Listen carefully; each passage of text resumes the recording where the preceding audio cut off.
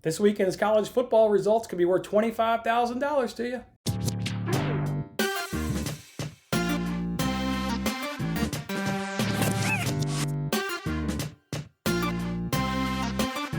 Hey, what's going on, everyone? It's Jason Mattis with Winning Bets.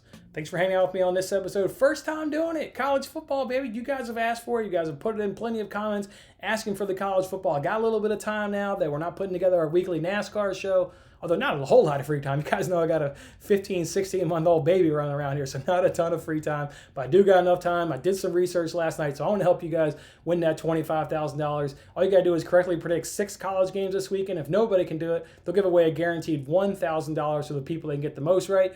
Again, this is my first time doing the college video. I haven't watched, I don't want to be full honest, I haven't watched a college game since being in college.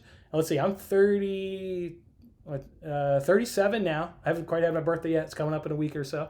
So I'm 37 now. I graduated when I was 23. I did the whole 4-year program in 5 years. Why not stay an extra year? College is so damn fun. So yeah, I haven't watched a college game in 14, 13 years. It's been a long time since I've put on some college football. So a lot of this is going to be, just really data driven. I don't know anything about these teams. So I just want to, full disclosure, put that out there. So let's go ahead and jump on into it. The first game is Texas versus Kansas State. Texas has a 77% chance of winning according to ESPN FPI. The line is currently Texas minus 7.5. Stats are pretty even when going ahead and looking these teams up. Pretty even. Texas does seem to score more. So stats are even.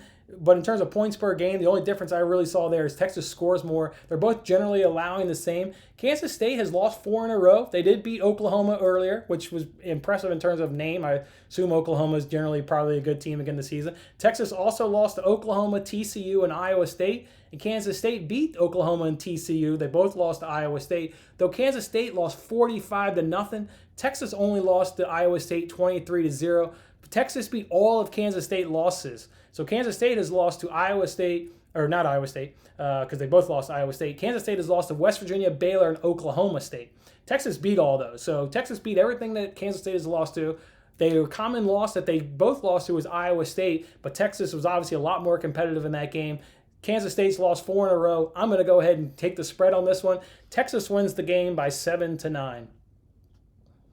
Next one here is Texas A&M at Auburn. ESPN FPI gives Auburn a 53-point chance to win this game. The line, though, even though it's 53% Auburn to win, the line is Texas A&M minus 6.5. A&M scores more and allows less points.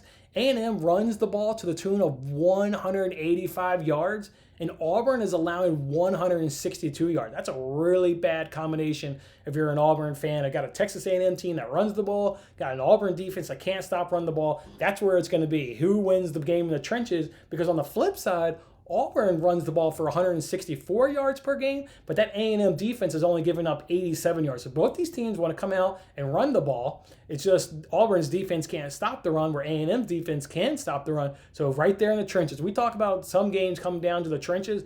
This is the one that's going to come down to the trenches because how well these teams both like to run the ball offensively. We've got the disparity of how well they stop it on defensively. So run game in this game is going to be really huge. Both of these teams lost to Alabama. Texas A&M beat South Carolina, where Auburn lost to South Carolina. A&M has also beaten number 4 Florida. No real impressive wins on that Auburn schedule for them. So the lines here, Texas A&M minus 6.5. I'm going to go ahead and take Texas A&M wins the game by 10-13. I think that run game is going to kill Auburn. Texas A&M by 10-13.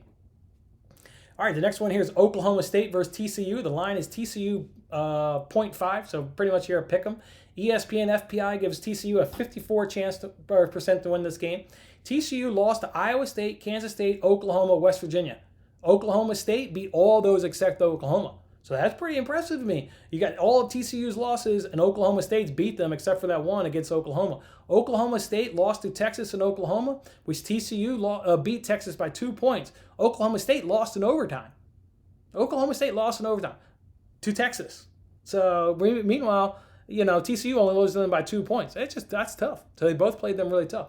Based on Oklahoma beating more common opponents, stats are about even for these teams, relatively the same. I'm going to go ahead and say it's an upset based on the line being favored by TCU. I'm going to go ahead and say Oklahoma State wins this game by 4-6. I like Oklahoma State beating more of the common opponents. So Oklahoma State wins this one by 4-6 in an upset. Next one we got here is Indiana versus Wisconsin. Wisconsin favored by 14.5 points, and the FPI over at ESPN gives them an 84% chance of winning this game. So it's all about Wisconsin's defense. Wisconsin's defense is allowing 11.7 points per game. That is staggering number, 11.7. Let that roll off your tongue. So to me, it just shows it's going to come down to how well can the Indiana offense be successful against that Wisconsin defense. For Indiana, you're going to need to stop that rushing attack. It's averaging over 200 yards per game. Whoa. Wisconsin's running the ball over 200 yards per game. Indiana's going to have to stop that. Michigan is the only common opponent, with Wisconsin winning convincingly by a large margin. I'm not quite sure why Indiana's played twice as many games as Wisconsin. Wisconsin's got 3 games versus Indiana's 6. I don't know, so that made it a little bit difficult to compare those stats because they've played obviously twice as many games. It's hard to ignore, though, Wisconsin's defense, the Wisconsin's rushing attack. Maybe we get a backdoor cover, so because I'm a little bit nervous of that, I'm going to go ahead and say Wisconsin wins the game by 10-13.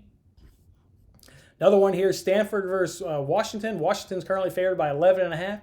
ESPN FPI gives Washington a 71% chance of winning this game. Washington scores more and also allows less. No common opponents so far. Stanford allows 229 rushing yards per game.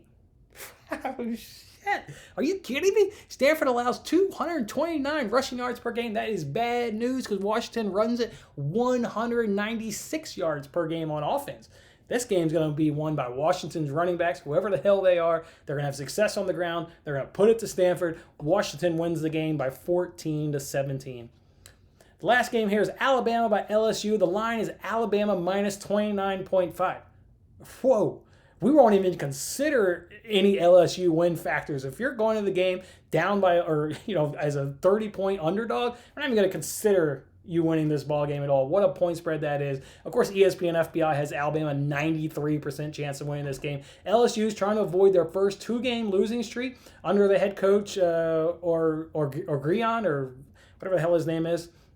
That's pretty impressive. I don't know how long this guy's been on the job. I recognize the name, and I recognize the name as if he's at least been on the job for a few to several seasons. So to not have a 2-game losing streak, that's pretty impressive. So he obviously does a good job of nice bounce-back games. Nobody's expecting them to bounce back and win this game when you're a 30-point underdog. But it's how well is he going to get them to bounce back and just be competitive, or will they just get blown out like everybody predicts when there's a 30-point spread? I'm going to say, stats-wise, obviously Bama dominates everything, right? You're not number 1 in the country. You're not 8-0 for fluke reasons. They dominate LSU in all the stats.